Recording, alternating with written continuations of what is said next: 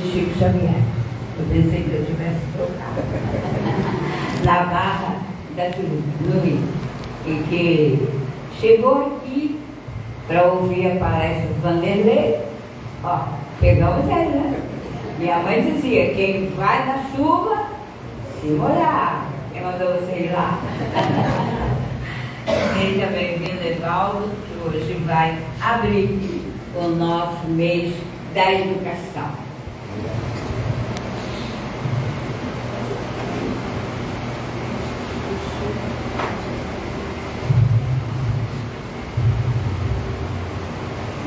Que o olhar misericordioso de Maria de Nazaré aqueça nossos corações para que a gente possa minimamente, muito acanhadamente, prestar a nossa singela homenagem ao codificador, ou como é chamado no livro Carta de Crônicas, de Humberto de Campos, através da pena de Chico Xavier, o pontífice da luz.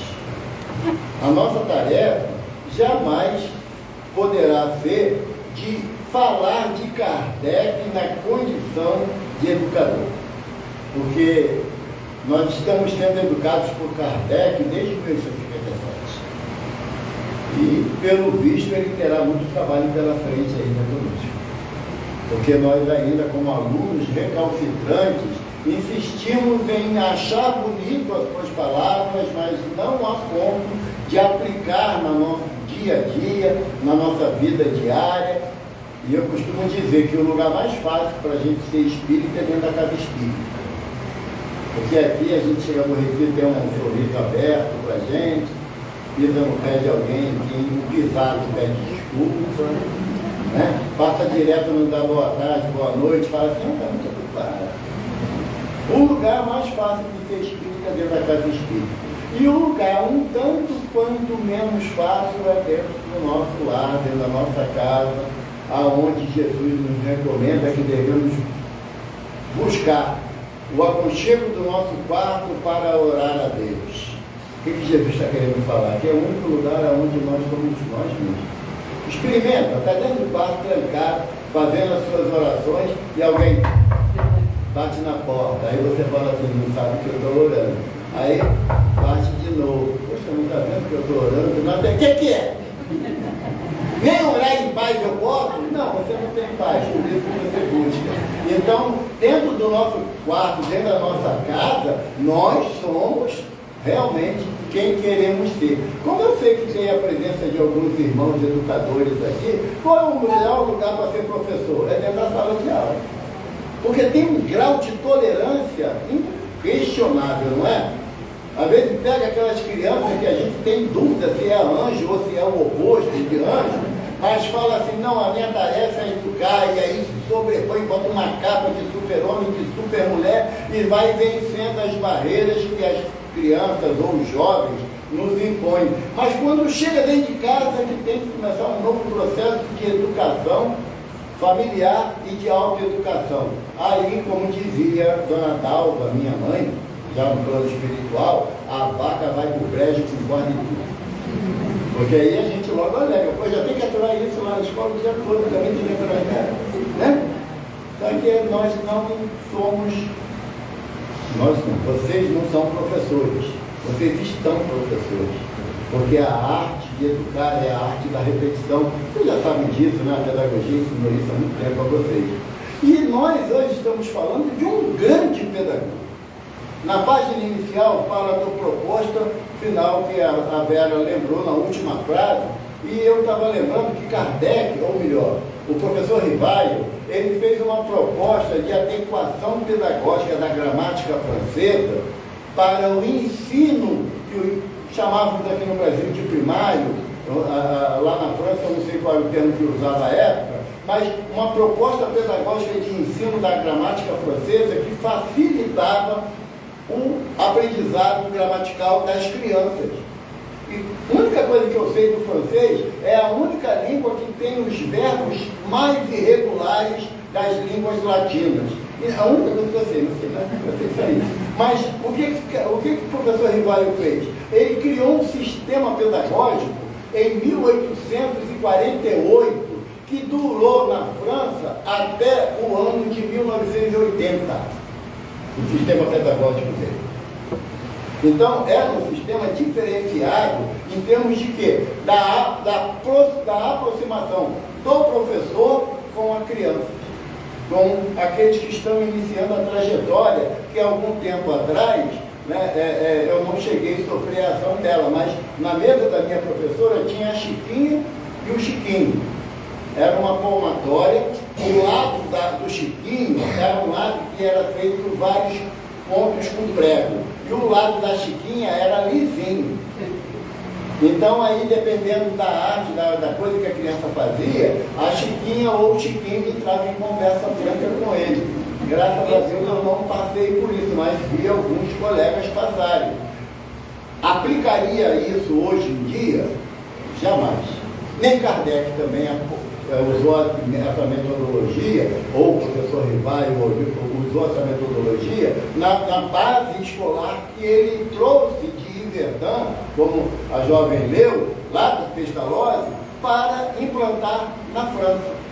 Foi a única escola na Europa que tinha um certificado do Instituto Pestalozzi. A única. De Rivaio. Por quê? Porque o sistema que ele implantou era extremamente semelhante ao de Pestalozzi. Uma coisa que sempre me chamou a atenção, que diz um dos biógrafos de Kardec, que quando uma criança chegava na escola no primeiro dia de aula, e a criança na fase de alfabetização, sabe o que Rivaio fazia? Eu vou chegar para cá porque Rivaio ajoelhava perto da criança para que ele falasse na mesma altura da criança, para não dar ideia de superioridade ou impor o temor à criança de ter que olhar para cima, para aquele homem grandão, a dificuldade que ele sentiu de como entrar em relação com as crianças. Ele se colocava no mesmo nível. Isso foi uma revolução na pedagogia francesa absurda. Por quê? Porque o mestre, o professor, tinha que estar acima da cátedra para intimar os alunos que se sentiam intimidados. E Rivaio mudou essa cultura no Instituto Pestalozziano que ele criou lá em Paris. Era uma visão completamente inovadora. Por quê? O Instituto Pestalozzi seria, hoje em dia, aproximadamente, como uma faculdade igual a PUC, que tem excelentes professores, mas o custo torna-se inviável para a grande massa de estudantes do nosso Brasil. Certo? Aqueles que lá estudam, ele tem uma condição financeira que favorecesse isso. Pestalozzi, o Instituto Pestalozzi era a mesma coisa. Era um castelo lá nas montanhas da Suíça e em Verdun, onde as crianças ficavam em regime de internato o ano todo. Não tinha férias no meio do ano não, tá? Era o ano todo, só iam para casa na época do Natal, porque era uma época muito fria lá, então as crianças retornavam para os seus lares. Mas as crianças já chegavam lá em Verdun e de imediato já começavam a aprender a falar, além da sua língua natal, também o sueco e o alemão, que são muito parecidas foneticamente as duas línguas. E aí começava-se a um processo de divulgação, de ser poliglota, de aprender várias línguas. Por quê? Porque tinham crianças de várias partes da Europa. Por incrível que pareça, não tinha nenhuma criança lá no Brasil. Mas não tinha. Mas as Américas não tinham. Por quê? Porque as Américas ainda eram vistas como colônias das potências europeias. Então, uma colônia, sabe? É como muita gente pensa, poxa, a empregada negada vai sentar à mesa para comer comigo, isso não existe, né? Agora aqui quando os apetites vêm aqui, a gente abraça e beija, né? Mas lá em casa a história é diferente. Mas vamos pular essa parte. Tem que falar. Dona Vera, não pode falar isso. Tá bom? Não pode. A visão de Pestalozzi era uma visão de integração da criança com a sociedade na base escolar. Nós sabemos que aqui no Brasil, aqui no Rio de Janeiro, havia um homem que tinha essa visão muito próxima de integração da criança, da escola com a sociedade. A escola não ficava parte da sociedade, a escola era integrante, os alunos, os professores eram integrantes da sociedade, então não dava para dividir essa visão. Nós sabemos que aconteceu, que foi assim, o idealizador dos brisolões, não, ou dos FIEPs, do sistema de ensino bastante popular, né? E a ideia pedagógica de Darcy Ribeiro era uma ideia de inclusão da criança com a família na escola e na sociedade, e não como aquela visão que muitas das vezes nós tomamos, que mandamos as crianças para a escola para serem educadas, quando esquecemos que essa tarefa é feita dentro do lar. Se o lar educar, a criança vai para a escola para estudar, ou para aprender, e não com a ideia de educação, porque só dá quem tem para dar. Se o pai e a mãe, se nós não somos educados, não poderemos educar nossos filhos. A visão de Pestalozzi era o quê? Tirar da criança aqueles vícios familiares e mostrar que, primeiro, ali todos eram iguais. Pestalozzi não fazia diferenciação por questões sociais. E só um detalhe, como falei que era uma escola muito cara, mas ele sempre separava 5% das vagas todo ano para crianças desprovidas de qualquer recursos financeiros, que escreviam cartas para Pestalozzi solicitando a caridade de uma vaga para o filho que não havia a menor condição de pagar nada. E ele custeava no seu bolso todo o material didático, os uniformes e a alimentação daquela criança, que ele dizia que era a obrigação da sociedade amparar os menos favorecidos. Pestalozzi não tinha nenhum conceito filosófico religioso, mas tinha um conceito moral de entender a necessidade de cada um que chegava às suas portas. Então, quando o jovem Rivaio é matriculado nessa escola aos 9 anos de idade, que era a idade mínima que o Pestalozzi aceitava, porque a criança já tinha que chegar lá alfabetizada no seu idioma pátrio, na sua língua, ele tinha que chegar alfabetizado, porque foi lido aqui as línguas que Rivaio falava, né? Pestalozzi falava 18 línguas. 18. Eu me envolvo com português, né? Eu pessoa, né? Já dá nó na língua da gente, né? 18 idiomas que ele falava e escrevia. Ele era realmente um poliglota didático nesse aspecto. Então, quando as crianças chegavam lá, ele não tinha a menor dificuldade de comunicação. E o jovem Rivaio chegou no castelo de Verdun, primeiro apavorado com a proporção, o tamanho daquela escola para ele. E ele não entendia ainda qual era o propósito de lá estar. Vindo de uma família de jurista, muito reconhecido em França, o pai era juiz, o avô era juiz, e o avô foi guilhotinado na Revolução Francesa, o pai foi numa guerra de Napoleão, nunca mais voltou, não se teve mais notícia dele, Jean Baptiste Rivaio, né, o pai de Coité, e ele chegou naquele ambiente novo, grandioso, mas era como a gente chega aqui na casa de José Luiz do Espírito Santo. Primeira vez, eu me sinto tão bem. Não é minha primeira vez, não. A dona Vera já me persegue há muito tempo. Mas a gente se sente bem, a gente se sente acolhido pela espiritualidade, pelos irmãos da casa. Então, assim também, o jovem Rivaio se sentiu em Verdun. E aos 13 anos, ele já substituía o professor de latim, porque ficou doente. Não tinha como alguém chegar de sopetão para substituí-lo, e Pestalozzi convida ele: Rivaio, você quer substituir o professor? E aí ele respondeu em latim que poderia tentar. Então, com 13 anos, ele já assumiu a cátedra de professor substituto de latim. 13 anos. 13 anos. Com 17 anos, ele já era alçado à condição de substituto de Pestalozzi quando ele precisava se ausentar de Verdun para divulgar a sua proposta pedagógica. E ele assumia a direção de um castelo, de uma escola que tinha, à época dele, 850 alunos.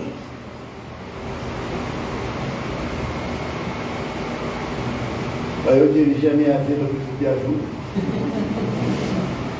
17 anos. Então, a capacitação do jovem Rivaio enchia os olhos de Pestalozzi pela facilidade de absorção dos assuntos que ele ministrava. Ele ministrava a aula de astronomia, mas não era na sala de aula, era nos campos. Ele dava aula de botânica, ensinando, identificando as plantas do seu jardim. Ele tirou a mística de que sala de aula é o lugar que se aprende. Ele dizia que sala de aula é o lugar onde se abraça, se acolhe.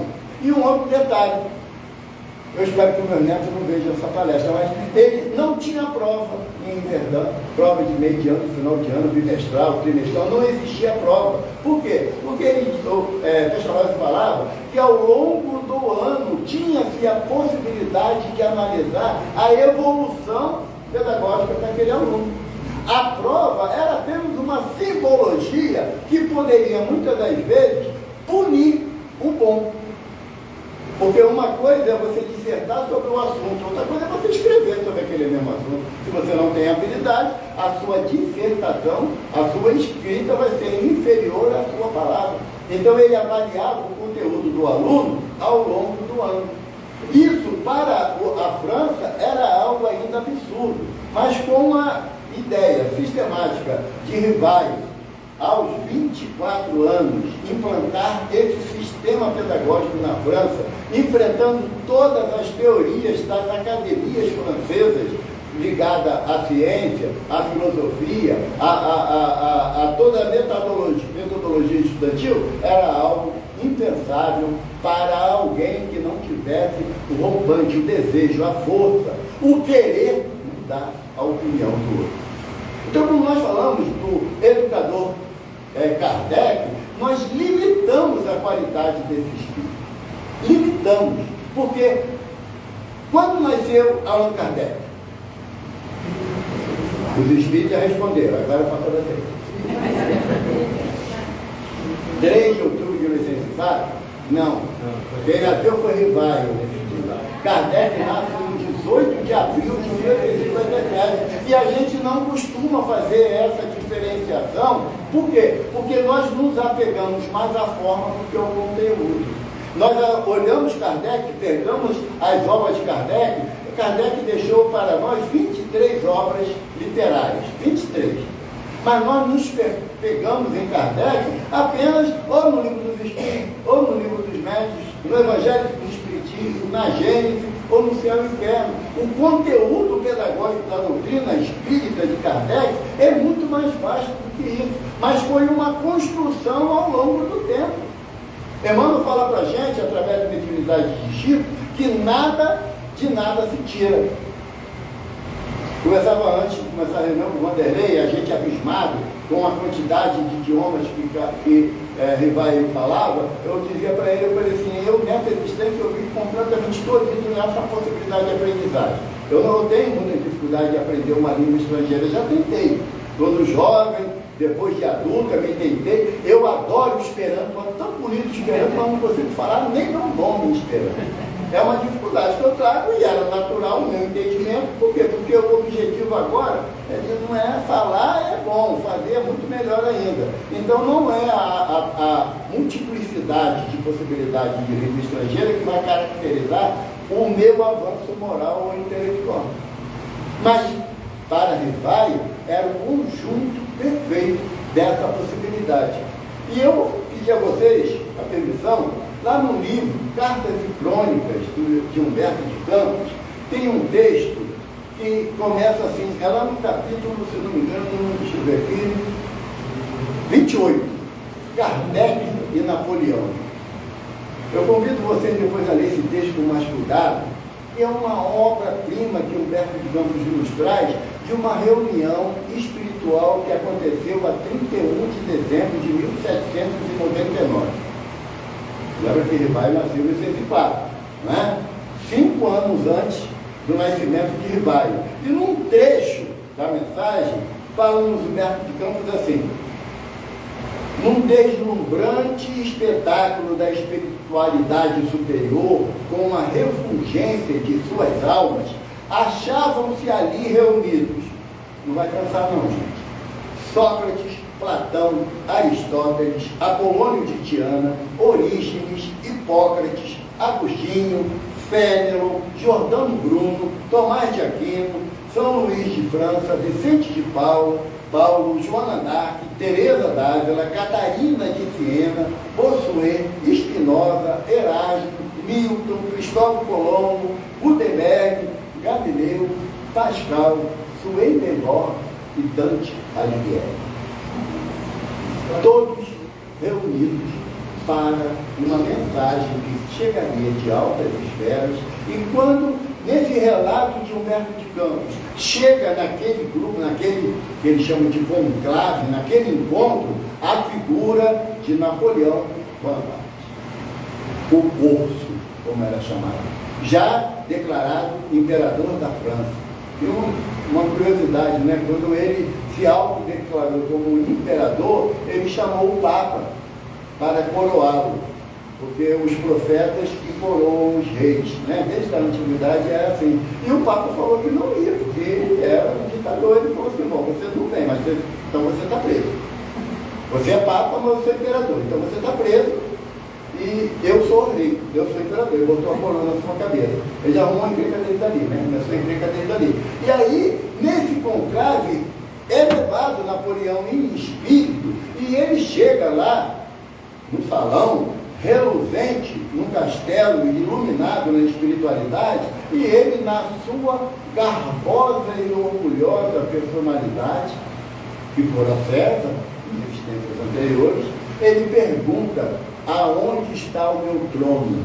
Imperador, cara, né? E aí um espírito amorosamente falou: deixa eu estar aqui, Napoleão. E ele sentou no seu Fausto, né, naquele olhar altaneiro de todos nós orgulhosos, quando achamos que somos superior ao outro. E aí, no transcorrer da reunião, nenhum desses personagens que ele via o intimidaram. Ou ele: puxa, olha só, Galileu Galilei, caramba, Swedenborg, cara, bastante espírito aqui, né? Para isso, para ele, nada é importável. Aí, continua o relato de Humberto de Campos. Ele fala assim: musicistas invisíveis, através dos éteros que passavam apressados, prorromperam num cântico de hosanas sem palavras articuladas. Um cântico de hosanas sem palavras articuladas. Isso não era nada do plano material, era de altas esferas, né? A multidão mostrou profunda reverência, ajoelhando-se muito dos sábios e guerreiros, artistas e pensadores, enquanto todos os pendões arriavam silenciosos em sinal de respeito. Foi então que o Corso se pôs em lágrima, levantou-se, avançou com dificuldade na direção do mensageiro celeste, que trazia o cetro de ouro, postando-se genuflexo diante dele. Quem vocês acham que chegou ali na montanha? Não, foi Jesus não, foi Kardec. Foi Kardec, um espírito superior de elevada esfera, que conseguia reunir, como ele próprio coloca lá na questão 100 do Livro dos Espíritos, na escala espírita, a condição de espíritos superiores, não puros, espíritos superiores, que já domina a bondade, o amor e a paz no seu íntimo.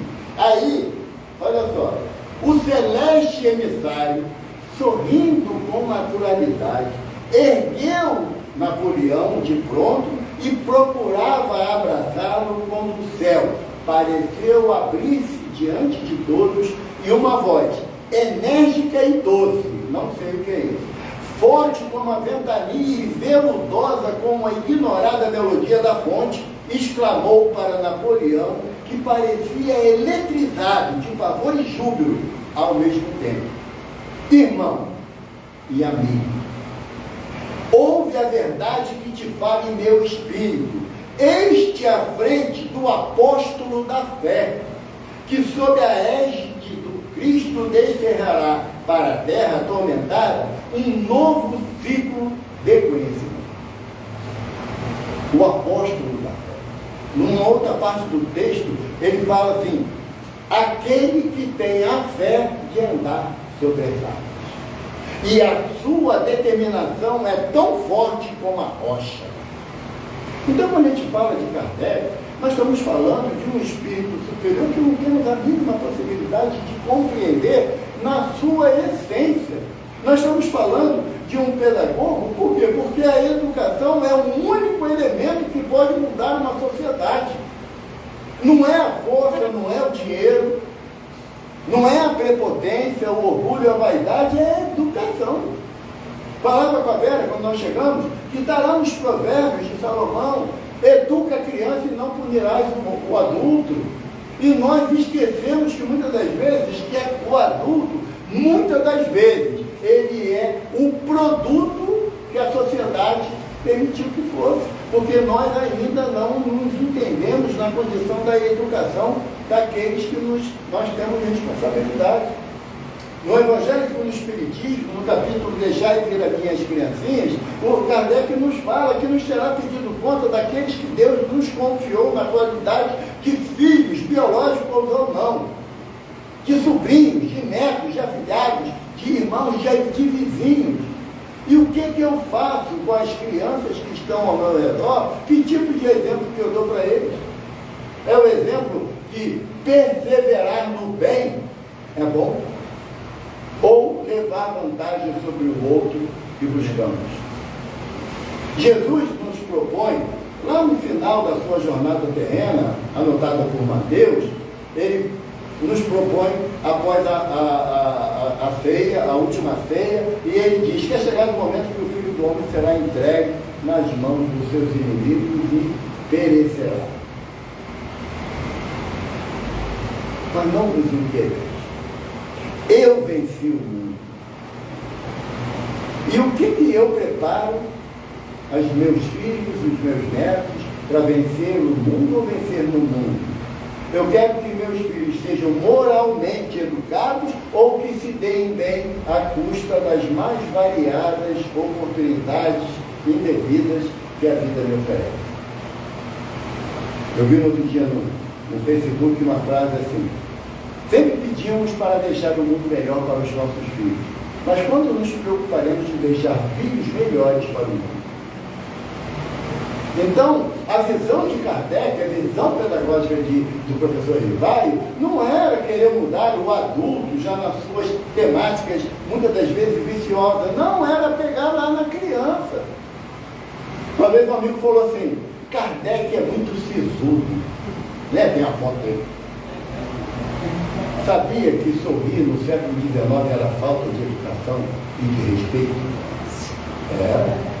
Se você fosse, primeiro que tirar uma foto já era uma coisa extremamente difícil pela mecânica que era imposta ainda pelo conhecimento inicial da fotografia, né? Mas não podia se tirar uma foto sorrindo. Uma foto do marido e da mulher só foi possível aqui no Brasil na década de 30 em diante. Antes era você expor a esposa numa fotografia para que os outros pudessem admirar a sua beleza ou criticar a sua não beleza. Na época de Kardec, era impossível tirar uma foto sorrindo. Ele não era o homem sisudo que muitas das vezes nós queremos colocar, mas o educador, temos aqui alguns irmãos aqui, o educador consegue ser irrascível todo dia na sala de aula? Pode até tentar, mas ele vai perder os alunos, porque ele não vai conseguir cativar a atenção, o carinho daqueles que lhe cabe a orientação. E para Kardec era justamente isso que ele buscava. Ele queria interagir com as crianças no mesmo grau de entendimento que a criança podia ter. Mas vocês sabiam que aqui no Brasil, no início do século passado, teve um homem que implantou o mesmo sistema pestalozziano, sem naquela oportunidade sair da minúscula Sacramento? Eurípides de Massanuncia. Ele, quando cria o Colégio Sacramentano Allan Kardec, lá em Sacramento, ele institui o sistema extremamente parecido com o sistema pestalozziano. Só que Eurípides, o mais longe que ele conseguiu ir naquela época, veio aqui no Rio de Janeiro, porque o sonho dele era ser médico, né, para poder cuidar das doenças da sua mãe. Ele chegou a vir, foi matriculado na Escola Real de Medicina, na Escola de Medicina aqui no Rio, a atual UFRJ, mas ele não conseguiu sequer começar o curso porque a sua mãe entrou em crise e depois ele, com o conhecimento da doutrina dos espíritos, entendeu que era um processo obsessivo que a mãe passava, mas já tinha perdido a oportunidade de levar adiante seus estudos, a sua proposta, mas se tornou um farmacêutico autodidata e criou uma farmácia em Sacramento, uma farmácia homeopata, que ele não cobrava nada pelos remédios, que ele receitava e ele manipulava e ele doava gratuitamente. Até que ele foi processado por um médico da cidade, né, por exercício ilegal da profissão. E era interessante que quando o processo chegou lá em Belo Horizonte, todo juiz que pegava o processo, lia o processo e falava assim, não dá para julgar esse homem não. Ele só faz o bem. Aí deixava o processo no canto. O processo levou 18 anos. Eurípides voltou para a espiritualidade e não teve solução. Porque nenhum juiz sentia-se à vontade, porque o processo dizia qual era as atitudes dele. Porque esse médico tinha uma farmácia na mesma rua que Eurípides. Lógico que a farmácia do médico não ia ninguém. De Eurípides fazia fila. Né? Fora outros casos que tem desse amoroso benfeitor, né?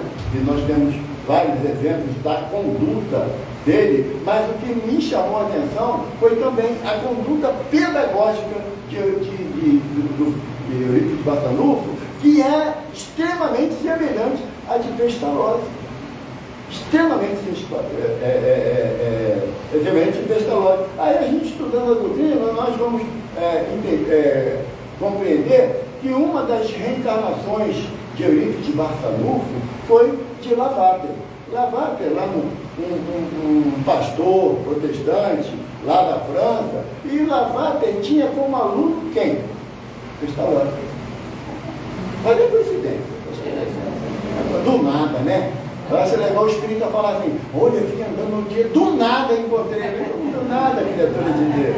O do nada não existe, tudo tem um objetivo, tem uma finalidade, que eu posso não compreender aquilo que a espiritualidade quer propor para mim, mas eu não posso acreditar determinadas coisas ao acaso, porque o acaso não existe. Existe um planejamento espiritual que pode ser levado a efeito ou não. E eu gosto sempre de falar, sabe, que o planejamento espiritual existe, destino não existe. É só ler Kardec, pergunta 851 em diante.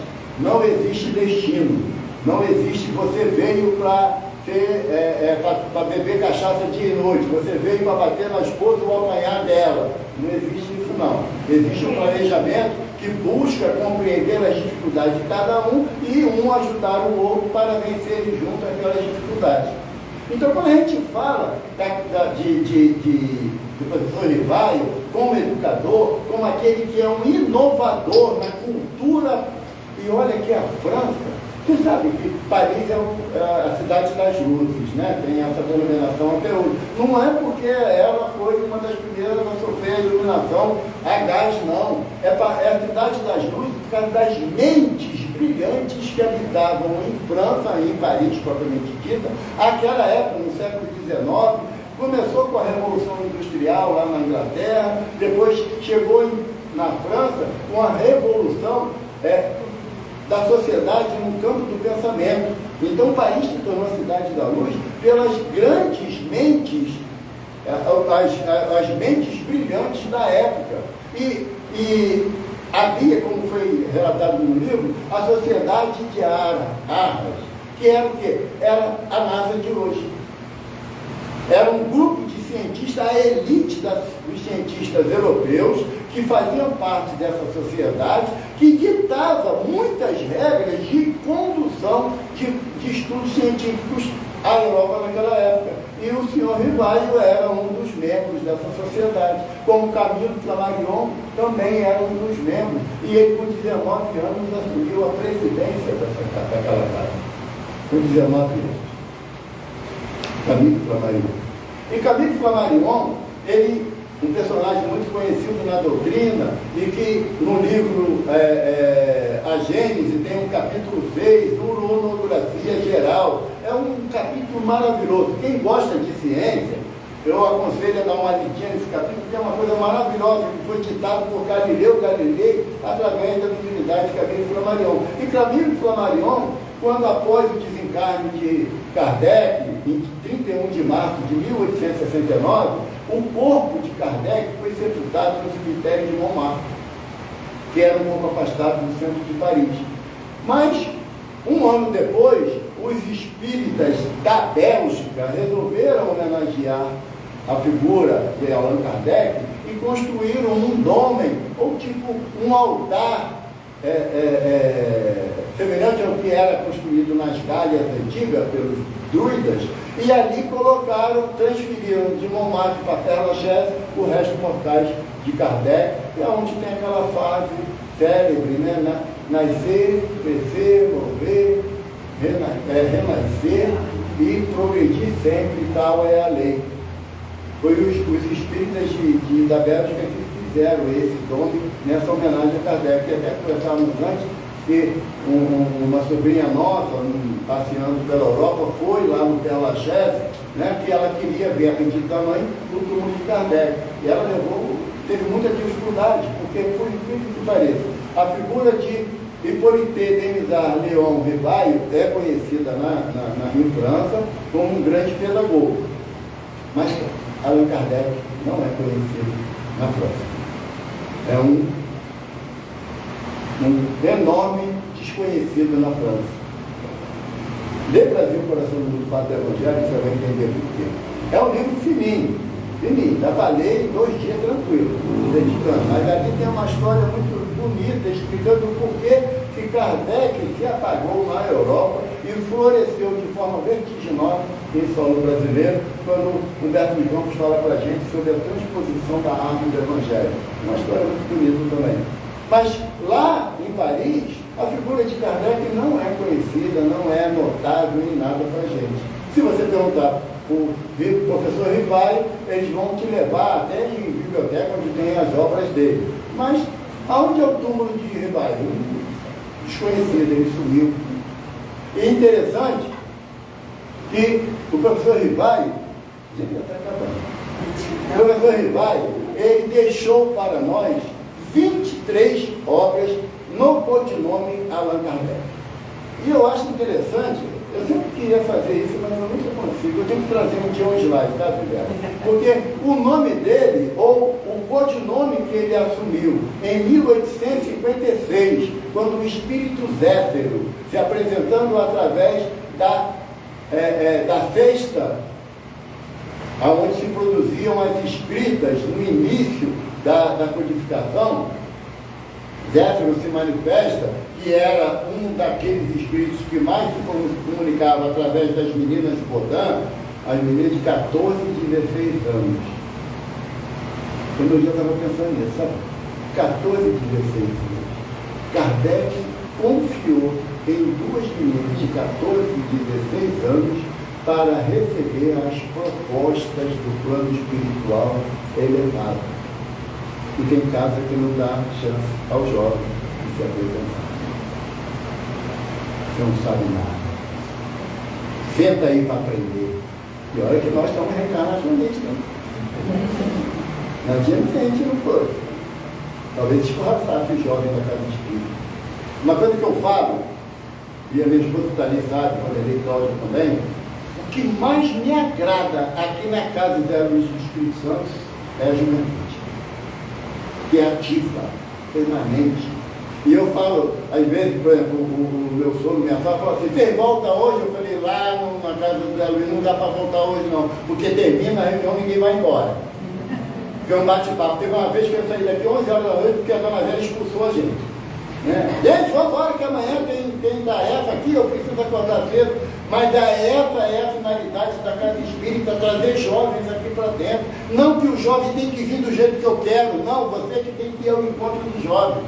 Porque se os educadores falassem assim, eu estou aqui para ensinar, o aluno que quiser aprender, vem me perguntar, ia ensinar alguém? Não. Agora, se você desce da tua altivez e vai ao encontro da criança, para estimular ele, a curiosidade da aprendizagem, então vai dar caldo essa sopa. Agora, se eu não trouxer o jovem, o meu filho, o meu neto para casa, ele não quer ir, que coisa chata, né? Quando ele quiser ir para o bar, tu deixa. Sabe? Ele não gosta de ir, não, fala que é muito chato, eu ouvir as músicas que ele gosta, eu também acho que é chato, mas eu escuto.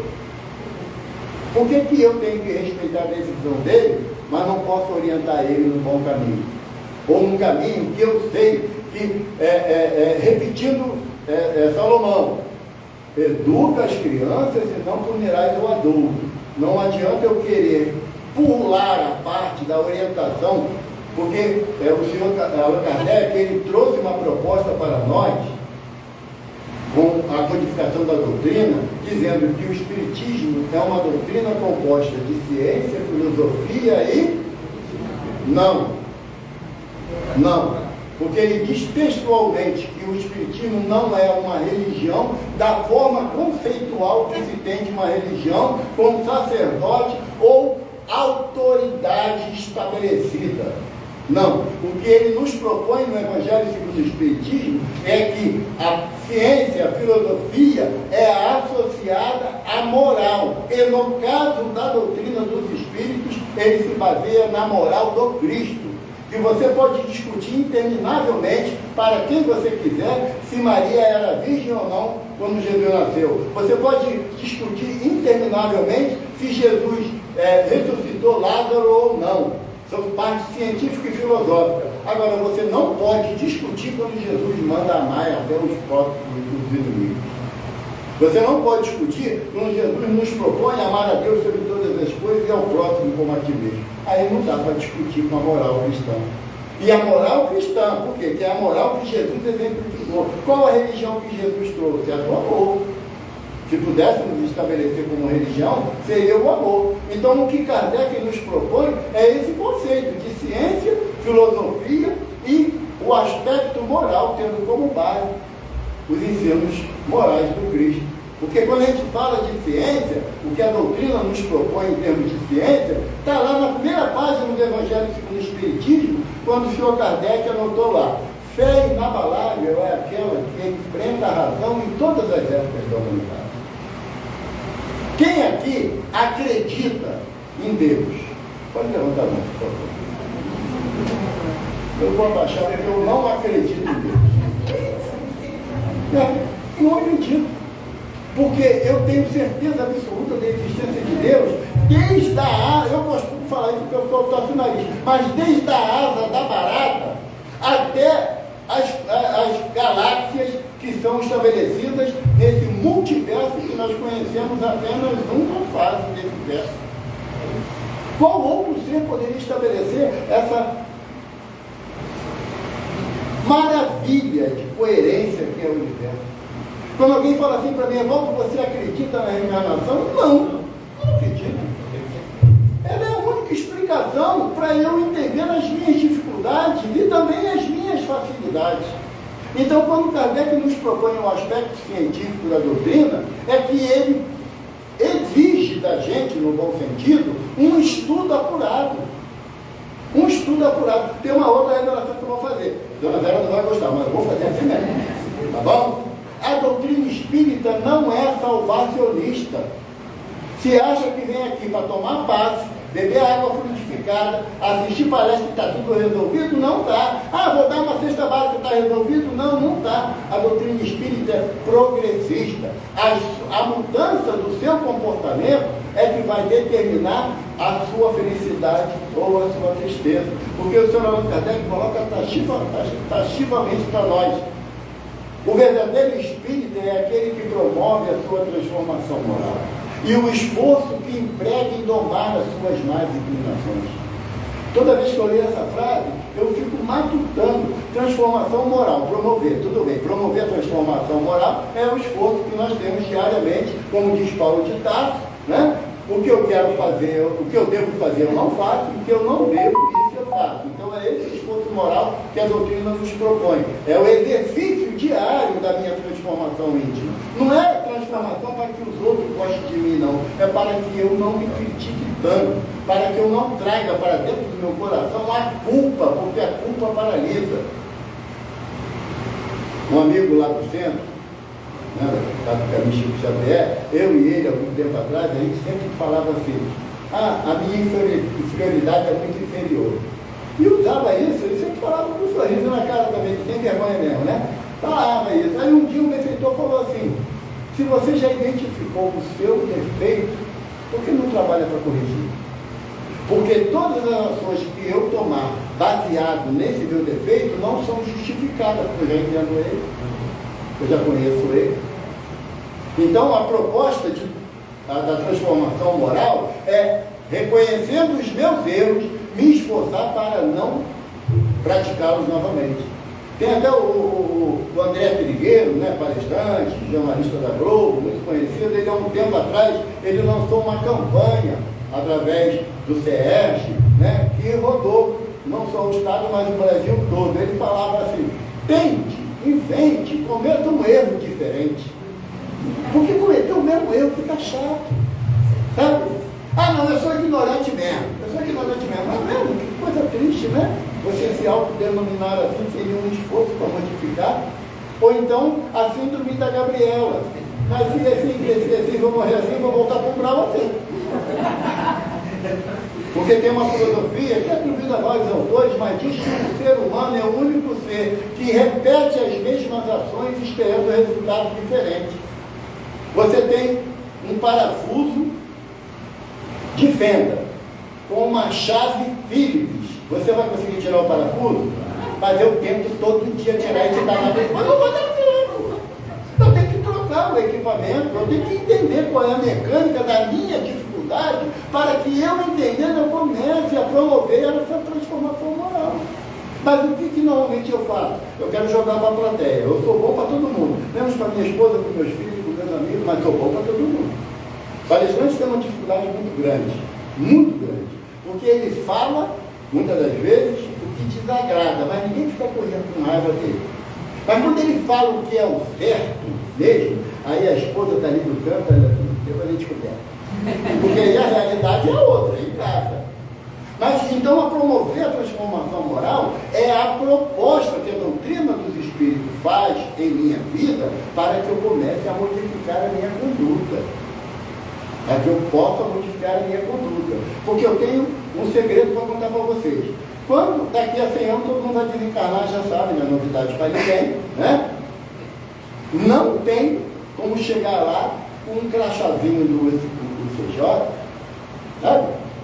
Não, eu era da União Cristã, realmente do Espírito Santo. Tem passagem de livro? Tem, para descer. Por quê? O que vai contar é a minha capacidade de superação, de modificar aquilo que nem eu gosto em mim. Porque quando eu falo assim, eu sou muito orgulhoso, eu não falo com elogio, eu falo com pesar. Por quê? Porque eu tenho que ter a oportunidade de mudar a minha conduta. Mas Kardec não deixou barato, aumentou mais a responsabilidade quando ele fala. E o verdadeiro espírito é aquele que promove essa transformação moral e pelo esforço que entrega para domar as mais inclinações. Domar. Quem é, assim, da minha época de cabelo branco, vai lembrar que os circos tinham as feras, leões, tigres, né? E o domador ficava lá dentro daquele círculo lá, bem gradeado, com uma cadeira e um chicote, não é? Ele dava chicotada quando o bicho dava patada, batia na cadeira, tudo bem, tudo resolvido. Mas quando a cadeira caía, ficava ruim pro cara, né? Ela virava pasto de fera. Por que Kardec fala que é a doma? Porque para o espírita, a obediência é a cadeira e o chicote é a resignação. A proposta é individual. Eu não tenho como tomar a má inclinação nem dos meus filhos, dos meus netos, da minha esposa, de ninguém, só a minha. E quando eu começo a justificar os meus erros, eu estou esquecendo do pedagogo, Denisar, Hipólite e Homem, aonde ele me provoca constantemente a testar as minhas resistências diante das minhas dificuldades, para que quando chegar o término dessa jornada, eu receba a aprovação da minha consciência. Quem viu o Alto da Compadecida? Lindo aquele filme? Lindo. Um clássico do cinema brasileiro, da literatura brasileira, né? Eu sou um fãzão de Ariano Suassuna, eu faço prece para ele, que é um espírito iluminado. Ele tem uma frase dele que eu gosto muito, que ele disse que se eu não acreditasse em Deus, a minha vida seria um caos. Achei bonito isso dele, né? Mas no Alto da Compadecida, depois que todo mundo desencarna, aí vai lá para o julgamento, né? Aí está lá, Nosso Senhor Jesus Cristo, graças a Deus, né? Maria Santíssima como advogada de todos nós, e o Caramunhão, filho de homem fuso, né? O Caramunhão. Tem isso não, gente. Aquele é fábula. Tem isso não. Um empresário, estava no programa da Fátima Bernardes, alguns anos atrás, e o tema era a experiência de quase morte. O tema. E estava nesse programa um palestrante espírita muito conhecido, Rossandro Clinch. E o Rossandro usava essa entrevista em palestras dele no movimento espírita. E esse empresário disse que ele sofreu uma parada cardíaca, foi levado urgente para o hospital e houve necessidade de uma cirurgia para poder reativar as funções cardíacas dele. Eu não entendo nada, eu estou falando assim, acreditei. E ele disse que ele, já sedado, ele se viu o corpo dele na mesa cirúrgica, os médicos trabalhando, e ele viu aquela cena e achou estranho, não compreendeu, e ele via que ao lado, assim, do centro cirúrgico, tinha uma outra sala. E na outra sala, quando ele foi para lá, ele ouviu uma voz e falou assim, falou o nome dele, perdoa, eu não lembro, falou assim: você agora vai ser julgado pelos seus atos. Aí ele falou: ser julgado pelos meus atos? Como assim? Ninguém me avisou disso. Ele falou assim: não, você vai ser julgado pelos seus atos. Ele falou: bom, se eu vou ser julgado, eu quero saber quem vai ser o juiz. Porque se não for um juiz idôneo, eu posso contestar a função dele. Aí a voz falou assim: olha para frente. Quando ele olhou para frente, tinha um homem sentado numa cadeira, e quando virou a cadeira, o juiz era quem? Ele. Ele falou: mas sou eu. Eu sei que é você. Aí a voz falou assim: mas você também tem direito a um advogado. Ele: pelo menos isso, né? Porque eu vou me condenar, com certeza vou. Aí quando virou a cadeira do advogado, era quem? Ele. Mas a voz falou assim: mas você também tem um promotor, que o promotor é o guardião da lei. E ele falou: não quer nem ver. Quando ele olha, quem era o promotor? Ele. Lembra aquele personagem que tinha no jogo faz há muito tempo? Eu me julgo, eu me condeno, eu me puno. Sabe? Porque o que nós vamos levar para a espiritualidade não é a opinião de ninguém que nos serve. É a nossa opinião pessoal. Como eu me enxergo nas minhas ações. Eu utilizei bem o tempo que o Senhor Deus me concedeu aqui no plano material, sei que não, mas eu tenho atenuante, começa a vasculhar a gaveta do atenuante. Alguma coisa vai aparecer, tem fé em Deus que vai. Eu sei que fazer palestra não é atenuante, é agravante. Isso aí eu já aprendi, na boa. Tá? Por isso que eu busco algum meio de fazer caridade, até para cachorro. Eu dou passo em cachorro, não quer nem saber. Eu tenho que ajudar alguém. Quem vai passar no céu dos cachorros, alguém vai. Não, ele é amiguinho, não sei o quê. Então a conduta nossa que nós temos que aprender com Kardec é o sentido da mudança do nosso comportamento. Porque eu gosto de Paulo de Tarso fala assim: se Jesus não tivesse ressuscitado, toda a sua doutrina é vã. Ele fala isso na carta aos Hebreus. E eu costumo dizer o seguinte: se eu não acreditar nas propostas do Evangelho de Jesus, reconcilia com o teu inimigo enquanto caminha por ele, por favor, vamos nos amar. Sem lembrar. Olha assim, como é que é o nome? Teu nome? Valmir? Valmir não é estranho, não. Meu santo não cruzou com ele, eu falei: que significa? Meu anjo da guarda e o dele não se bate. Para mim, anjo da guarda é igual a mim, não presta. Não, anjo da guarda é um ser superior. Sabe? Mas aí, ao invés de eu chegar perto do Valmir: ô Valmir, tudo bem com você? Meu nome é Valdo, prazer. tentar reunir uma amizade com ele, e quando eu faço isso, eu falo assim, não é danado, o cara é gente boa mesmo? Sabe por quê? Porque eu não me dou o direito do outro mostrar uma outra face para mim. A maior lição, já vou acabar que já está me entendendo. A maior lição que Jesus nos propõe da vida em comum, sabe qual é? Não é o capítulo da indissolubilidade do casamento, não. Não. Jesus propõe assim para a gente: fazei ao vosso semelhante aquilo que gostaria que vos fosse feito. Se nós tomarmos isso como lição, como objetivo da nossa trajetória no plano físico, eu vou começar a diminuir as minhas críticas, eu vou começar a diminuir as minhas fofocas, eu vou começar a diminuir a minha exigência para o outro, porque eu não gosto de ser exigido. Então, quando a gente fala da parte de educação de Kardec, ele está falando que como eu vou me conduzir no trato com a alma do meu próximo. Caso vocês não saibam, nós iremos nos encontrar na espiritualidade em diversas situações e possibilidades.